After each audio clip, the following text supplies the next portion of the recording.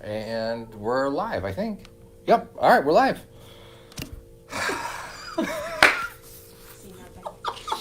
If you are, if you're watching this afterwards, you missed me feeling like a crazy person.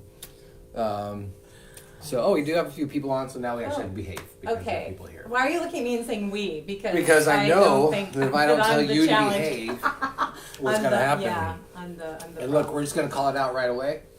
Not wearing a CR shirt tonight. What happened? Let's not make a thing out of it, all right? Again, my name is Johnny. I'm a believer. I struggle with alcoholism and codependency. With me tonight, my name is Megan. I'm a grateful believer. I'm in recovery for codependency, perfectionism, and compulsive behaviors. We're so glad you joined us tonight. If this is your first time joining us live on Facebook, we're glad you're here. If you're watching this later on the YouTube page, we're glad you're here too. You got to see a few seconds of silliness. Today has been a day. It has been. Today has been a day, yes. And I've been a little run around today, and so I don't know. I don't know if you're like this at all, but I made plans today, and I wanted those plans to happen the way I planned on them to happen. And you know how many of them happened? Zero of them happened. 0%. So, yes. So that's fun. That is fun. That's what happens in recovery, right? Because things do not go according to plan, go exactly and we learn how I planned them. The funny thing about this, if you don't know, Megan is the planner. I am not, and but today I did. I planned things. And this is why you don't make plans, because they never happen anyway. So if you're joining us live and you want to ask a question for either Megan or myself, you can go ahead and leave them in the comments. On the other side of the camera is Marnie. You have to say something and not wave. They can't see you. Every time. Please say hello, or I'm going to turn the camera around. So. Hello, I'm going to turn the camera around. Okay. It's also Marnie's birthday. So Happy birthday, Marnie! Marnie. She is so much older than I am. So, this is going to be fun. I'm a little spicy tonight. You're spicy. You're spicy tonight, for sure. Yeah. All right, so we don't have our microphone. That broke 2 weeks ago. And so I hope you can hear us. And is that one of the things you want to get done today? No, it wasn't. It didn't even make the list. That was not one of the... Marnie said, if you can't hear us, she says, is that one of the things we want to get done today? Thank you for your support, Marnie. Deep cleansing breaths. In through the nose, out through the mouth. Visualize happiness. But make sure you do ask some questions. If you don't know Megan, she is the ministry leader here at Saddleback's Lake Forest campus, and she's on the national team, and very happy to have her as part of our team. And if you don't know me, I'm Johnny, and I'm the pastor of Saddleback Recovery, and we're going to try to answer some questions for you, but I don't know if anybody has asked any questions yet. Have they, Marnie? Amber is asking any updates on one day's possibly coming closer other than Michigan, so I don't know where she's going to be, but... Yeah. Amber, where are you? Because that'll help us decide if we're getting closer. Because right now the closest we're coming to is Michigan. I just need a little more information. Yeah, but I hope so. I can give you some updates. We're going to San Francisco on this weekend coming up. It's a nice one too. It's a nice big one day. It's going to be great. And then after that we have, is it Seattle next, Marnie? Help me out. Where are we going next? Washington, D.C. Washington, D.C. We've got Seattle, Washington. It's really confusing Lansing, Michigan. that we have Seattle, Washington, and Washington, D.C. in the same season, because I keep saying, I'll be in Washington, but I won't be in Washington. People aren't sure which one I mean. Lansing, Michigan, and a bunch more. Go to celebraterecovery.com/events or click on events to find out more information about that. And we also do have our summits coming up. You want to tell them a little bit about the summits? I am so excited for the summits. So we have our East Coast Summit and our West Coast Summit, and it's just such a great time to bring your team and to learn and to invest in your ministry. So I don't know dates. I mean, I know we're going to Tennessee and we're going to be in California. And this is the one time I know something she doesn't. In July 15th through 17th, we'll be in Tennessee for the East Coast Summit. Yes. And August 5th through 7th, we'll be here in Lake Forest for the West Coast Summit. I love it. I'm so excited. Yeah, we're very excited for the summits. It's 3 days. It's amazing. Brand new workshops, brand new trainings, brand new labs. So much fun stuff going on. So much fun stuff on the what do we call that? Not main stage, but main sessions. Yep. Yeah. Lots of stuff going on. So really excited about that. And again, you can find out more about that at celebraterecovery.com. click on events and find out more about that. All right, Marnie, got any questions? Yes. You were holding your hand up. I do. I have somebody asking, can a step study be done one-on-one? That's a great question. So we do have 2 different kinds of step studies. We have the first 4 books called The Journey Begins, and the second 4 workbooks we just came out a couple years ago with, and that's called The Journey Continues. So let's start with The Journey Begins. Megan, as a ministry leader, would you say that they could be done one-on-one? I would say that step studies were designed to be done in groups for many different reasons. And so especially with The Journey Begins, you want mixed issues groups, you want same gender groups, and it's good to start off with a bigger size group because through the process of step study you might have some attrition, some people who it's not their season to do step studies. So I would not recommend, nor would I do it here at the model, as have a Journey Begins one-on-one. Yeah. And then Journey Continues, the second set of workbooks, could be done in a smaller group, but I still wouldn't really suggest one-on-one. I would want a group of about at least 3. And I know that sounds weird, but the reason for that is you're going to hear more people share. You're going to get to have more people be a part of your journey. And if somebody gets sick one week or something happens or somebody gets transferred or moves and you're a book and a half in, you don't have to just start or stop the whole thing. So I would do that. Now, I do think that there are some exceptions to this rule. This is the best practice. I believe that doing groups for Journey Begins and Journey Continues actually is the best practice. You get the widest variety. You get to hear a lot of people share, which for me, one of the things I'm learning for me in groups is it's not so much about the time I share as it is the time I'm listening to everybody else's share. I agree. And so there's power in hearing other people's points of view and what other people are going through. Because I've been in groups where, you know, there have been guys that are coming for a step study for one issue, and after a few weeks of people sharing about a second issue or a different issue from their own, they go, oh wait, I think I've got that too. They just weren't identifying it that way. So there's lots of strengths. But let's say you have someone who can't leave the house for some reason, and it's more conducive for you to bring the book over to their house and sit with them one-on-one. Now I'm still going to suggest, or this is going to be more of a rule, same gender. And I'm going to suggest it's not done in a I'm the person who's healed, you're the person who needs healing, so I'm going to meet with you that way, because we're always working our recovery. So counselor, counselee, no, it can't be done that way. But if you have a friend who's sick or hurt or can't leave the house and you can go to them, then I think that there's an exception that can be made there. However, we're not going to list it. Like if we had one of those happening in Lake Forest, we wouldn't list it as a step study. We kind of just keep it on the DL as a way to make sure that that person who, for whatever reason, can't leave the house could still experience a step study. Well, and I think too, like if there's a Celebrate Recovery and you don't have a CPR, which is Celebrate Pastor's Recovery, that if your pastor wanted to go through a step study and really felt comfortable maybe with an elder or just one other person, because it can be complicated to go through recovery as a pastor. So that would be something that, you know, again, best practice is to do it in a group, because that's how we're learning, and God moves in our lives through other people as well.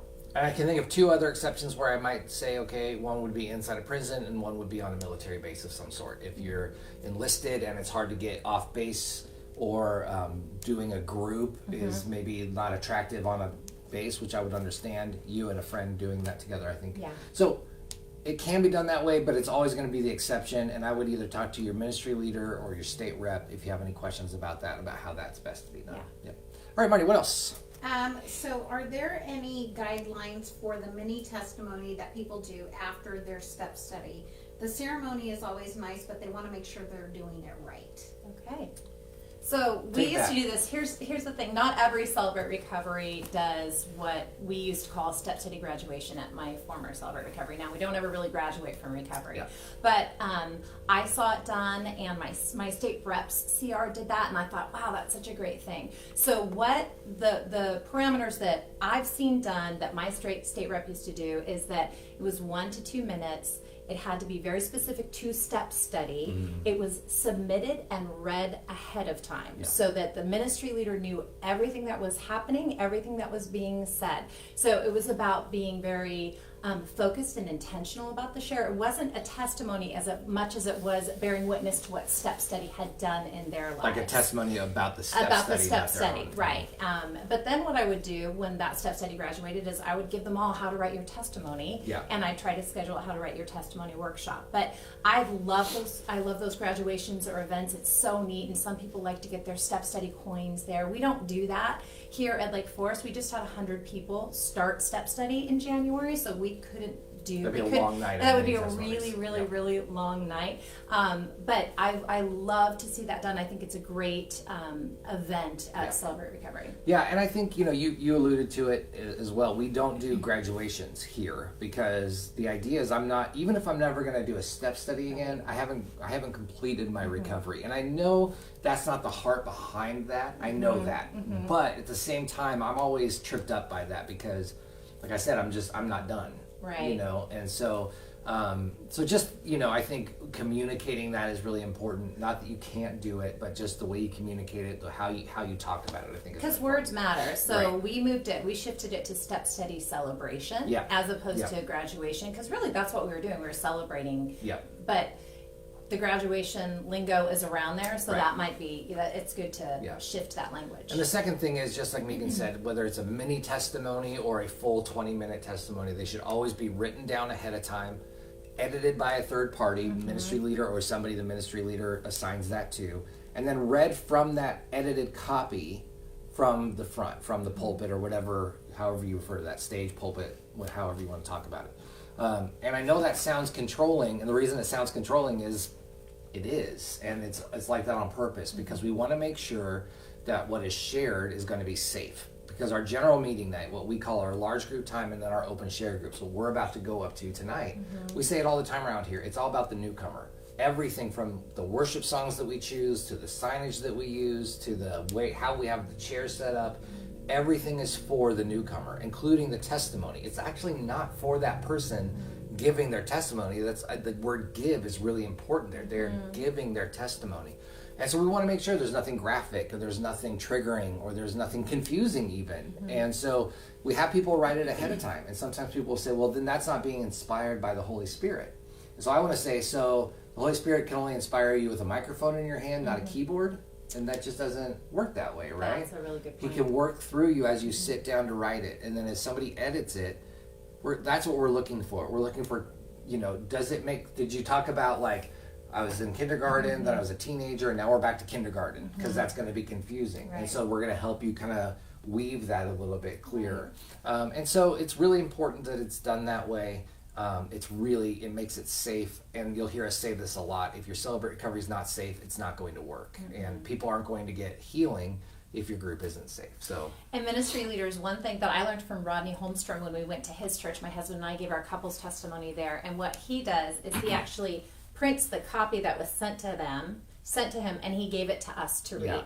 We had it on our iPads, but we were more than happy. We didn't edit it. We didn't change anything from what we submitted, but there have been times where people will do some last minute edits, and so that was so helpful, and I would do that for any testimony or Step Study celebration.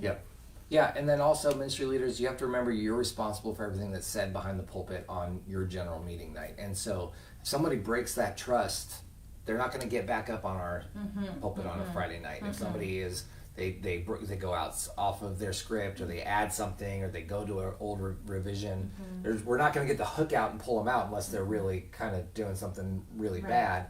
But they're probably not going to get that chance to get up there again soon either. So just some things to keep in mind. Marty, what else?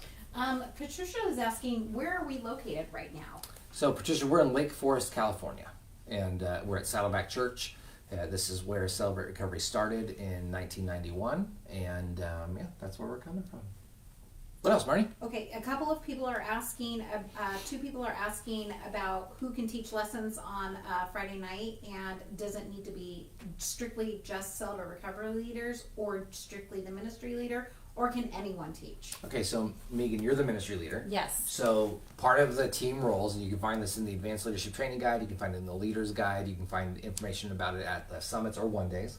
But the ministry leader, part of your role is that you're responsible for assigning and selecting the teachers and the testimony. So how do you go about that?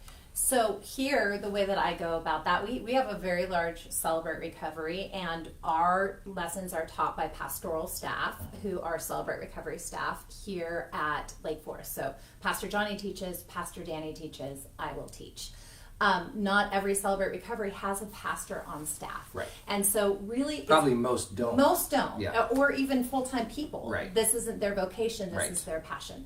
And so I happen to know at a Celebrate Recovery up in the South Bay that they have 4 people on their teaching team, and those were hand selected by the ministry leader. And the good thing about that is they have different backgrounds, they're different genders, they have different ethnicities, so they bring something different to the table. So the answer to that question is whoever the ministry leader believes should be teaching the lesson, because we're also not teaching the lesson, we're sharing our own recovery. It's not a pulpit for us, it's a place for us to profess what God has done in our lives. Yeah, that's what we call them, lessons, not messages or sermons and things like that. Yeah, and I think too, something to keep in mind is the answer is actually, it depends. So if you're a brand new Celebrate Recovery, you're probably not going to have a long list of people who can teach. So if you're the ministry leader, you're thinking, I don't want to teach every week or every other week, or maybe I don't feel like I'm a gifted teacher, but I've been assigned this ministry to be the ministry leader.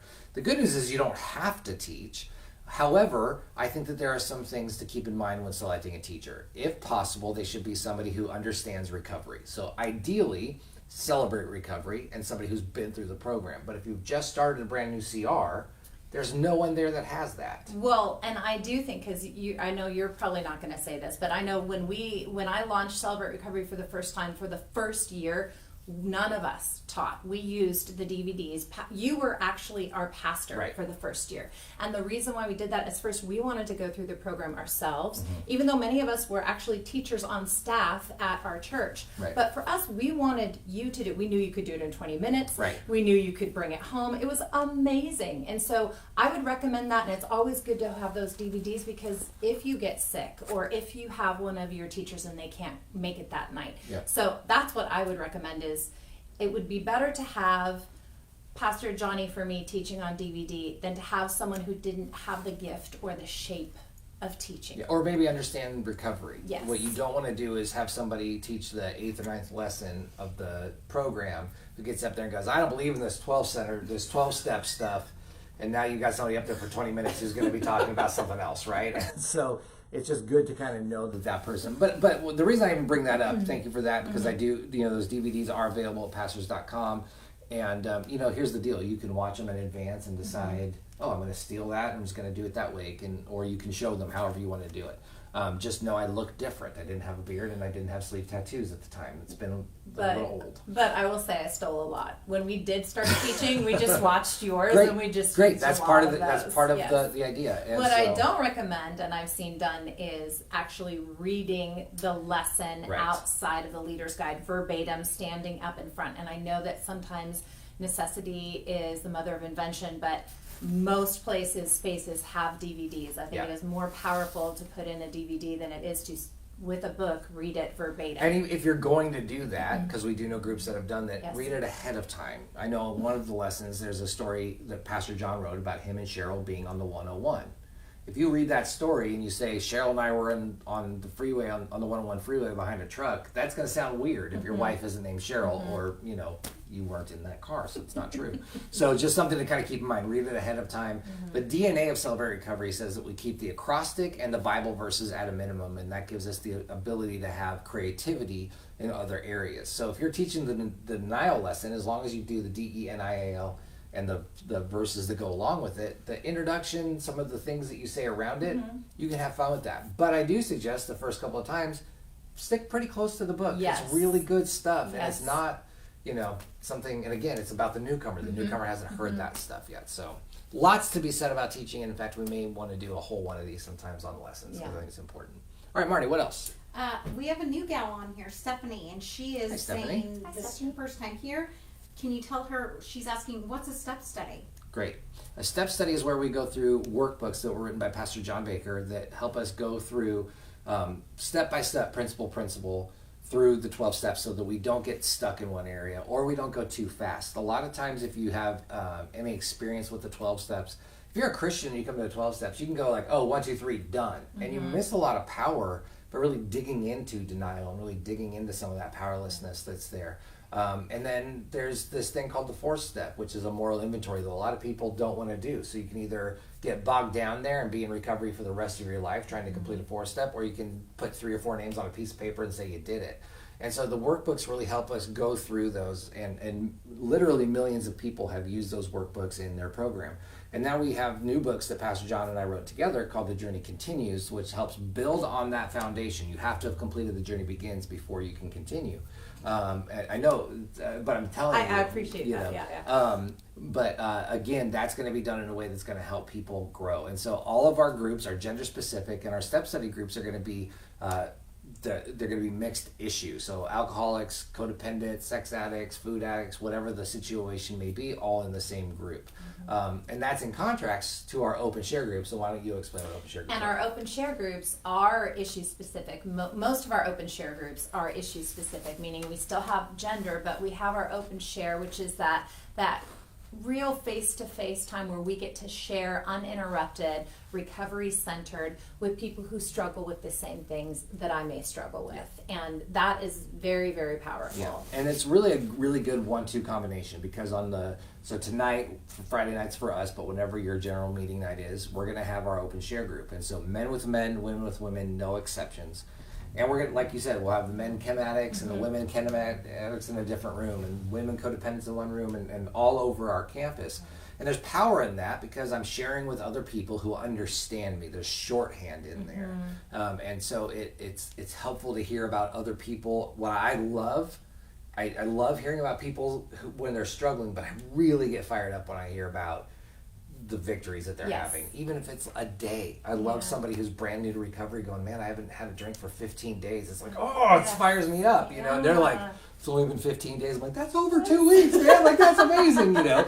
And so, it's just, it's encouraging to hear. And then our step studies, like we said earlier, they're mixed recovery issues, always gender specific, but mixed recovery issues. And that's really nice because, for example, somebody who struggles with chemical addiction, when I hear somebody share about their spouse or son or friend who's a chemical addict, it helps me put a voice to what the people around me may be feeling and thinking through them as well. And then it also shows me other areas of recovery that I might need to look into. So lots of power in both of those. The third thing that we often talk about is our large group, and that's where we talked about testimonies and lessons tonight.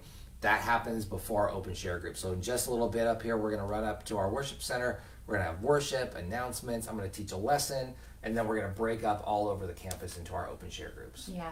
And some CRs aren't big enough to have a lot of different issues groups. Some it's whatever that need is. So an addiction group perhaps, and then a mixed issues group. But to find people who can relate to each other's struggle is really powerful. And as you said, with step study, to be able to be with people who have a different struggle is also insightful and profound. And 2 resources for you to help you with this information. One of them is free, and that's your state rep. So if you go to celebraterecovery.com, you can click on Find Your State Rep, and this is a volunteer who would love to answer some of these questions and help you if you're getting started with a Celebrate Recovery or if you're having questions about a Celebrate Recovery. The other one is to come to one of our one-day training conferences or our summit. And those are going to be, there is a cost involved with those, but that's where you're going to get, in one day you're going to get all-day, 8-hour training, lots of information quickly. With the summit, you're going to have 3 days, even more information quickly. But that's a really great first step to get you started on these as well. So, Martin, we got time for a couple more. What else? I love this question. My husband is incarcerated and is trying to start Celebrate Recovery inside. My church has raised over $500 for supplies. Oh, that's awesome. I was recently told there is a SEER Inside program. How can I find out more about the info and materials for that program? Hey, that's so great. I love to hear that that's happening. We do have a Celebrate Recovery Inside program. It's called CRI, and Pastor Danny Duchesne is the director of that program. And so he sometimes is in the comment section. If not, do we know his email? Is it Danny D? It's Danny D at Saddleback. At Saddleback. Anyway. He's on here. He's on there, so they'll connect. Okay, great. Yeah, excellent. And he is the expert. He will help you get situated and all set up. Yeah, And it's really very exciting. exciting. If any of you, though, while you're on, if you're watching this, and you've got incarcerated loved ones or yourself have, you want to serve inside prisons, get a hold of Danny, and he'd love to get you connected as well. Yeah. What else, Marnie? This is one of the first times we've seen Utah on here. Can you guys Hey, say Utah! hi? Utah! Love it. So glad you're here. Jacqueline is asking, where can I get a list of all of the current issue-specific brochures that we should have? So let me answer that question another way. There aren't any groups you should have. Mm-hmm. So you're going to have the groups that are right for your group. So if you're just starting, we do have a suggested pathway of 4 groups. A men's chemical addiction group, that's going to be drug addicts and alcoholics. A women's chemical addiction group, a men's codependency group, and a women's codependency group. The reason for that is when people hear about Celebrate Recovery, the first people who are going to come are going to be chem addicts and their loved ones. As we grow the program and more people hear the message that Celebrate Recovery is not just for those affected by drugs and alcohol, but only 1 in 3 people who attend Celebrate Recovery come for one of those reasons, you'll be able to have more groups. So those are the groups we suggest you start with. You don't have to start with those. If you got a group of people together and you realize 5 of the women are struggling with a particular issue, instead of starting the chem group where maybe you have 0 women there, but you have 5 women who struggle with food issues, well, man, start that food issues group and then a mixed issue group. So, and then what you're going to do is you're going to build from there. You're going to, as new leaders complete step studies and they say, I want to start a group in this area, you'll start a new group. Now, where you can get those inserts is from the Advanced Leadership Training Guide. They're all printed for you. You can, put your church stuff on there to make it look like yours, but you don't have to replicate all that information.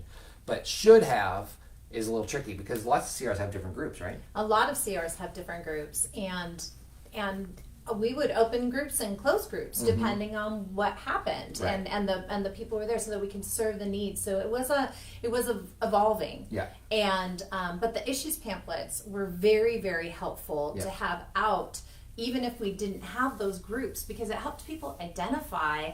I remember the first time I read the codependency brochure, and I just had this aha moment because I did not know I was codependent. I knew something was up and making my life unmanageable. Same with the anger issues pamphlet. So having those out are so important. Printing those out from the advanced leaders training is very important, but groups change. Yeah. Now here's an area where Megan and I disagree because I don't like having the You pamphlets really out don't. I that know. we don't have because I feel like it's misleading to somebody who shows up and they go, wait, where's the group for that? We go, oh, sorry, we don't have a group for that. Right. So I understand what you're saying, and I think if you're going to do it that way, you just have to be very clear about what groups you offer and what groups you And don't most times, currently. if you have a mixed issues group, it doesn't. Then That's you true. have Yeah. a funnel for that. Perfect. So I would say Yep. most CRs Perfect. have a mixed issues Yep. and then 1 or 2 other groups. Yeah, and it is a really good way to get people started on that road to figuring out like, oh, I'm not just here because my Yes. spouse is, causing me problems or this is happening, but I've got Right. my own issues too. yeah. Yep. All right, Marnie, what else? How about this one? How would you handle it if someone attends large group every week but never attends small group? Oh man, I love that. And I know that sounds like a weird thing to say, but it happens all the time. And I think, it's okay. It's okay that somebody's attending and not going to open share group.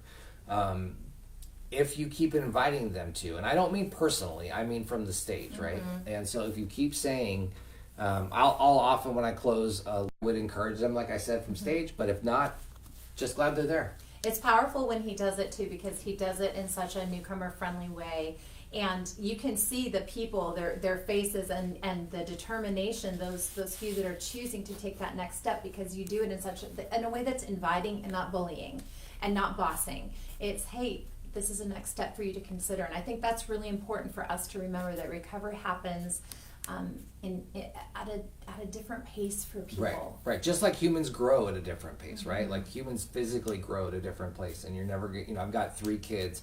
My oldest daughter is the shortest. My son, who's 4 years younger than her, is almost her size. So I don't get mad at Maggie.